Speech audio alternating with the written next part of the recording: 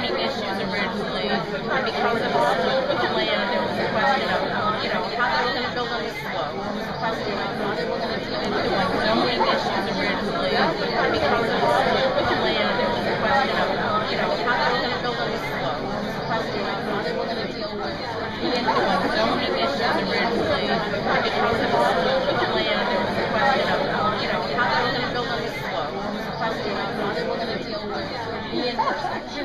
Exactly. I guess that's about it.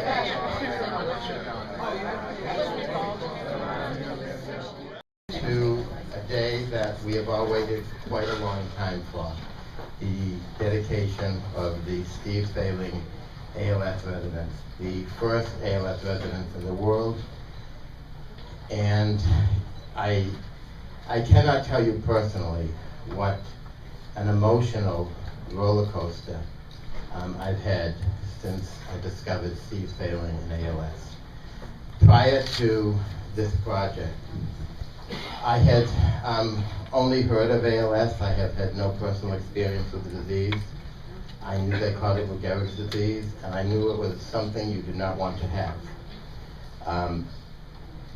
I never really realized how devastating of a disease ALS is. Many neurologists, many healthcare folks will tell you it is the worst disease known to man. Those of you in this room that have had some connection to the disease, I'm sure you would agree. But the one thing that struck me when I first met Steve and we were building the Greenhouse Project is that everything I had heard about ALS was negative. No cure, no treatment, we don't know the cause. And I decided, working with Steve and our organization, that the time had come to have something positive. What we all want, more than anything, is a cure. What we all want is for the research to be successful.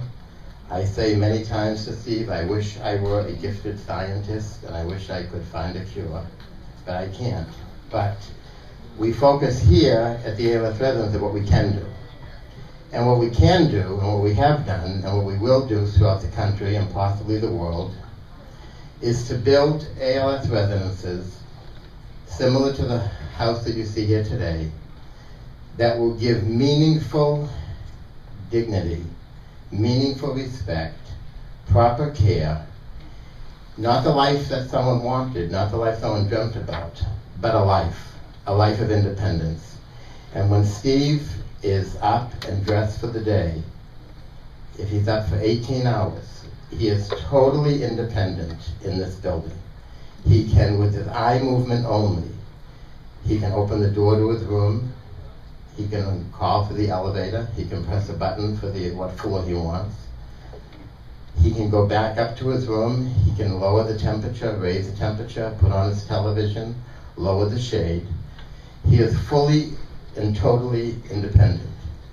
When you pair that with what I feel are some of God's nicest human beings ever created, the staff that we have hand-selected to work in the ALS Residence, you take a very, very bad deal that someone was dealt, and you really do make the very, very best of it.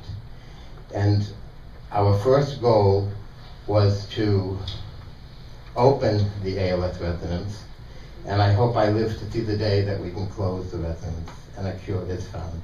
But until that day comes, we have to have hope, and we have to have homes that people can live in. We cannot tolerate, we cannot accept the fact that an alert individual is on a ventilator and is in bed 365 days a year. We can no longer tolerate that someone is not entitled to have warm water cascading over their body, a shower, when they need and want a shower. You know, Jack Welch said it best, that if you have a problem money can solve, you really don't have a problem.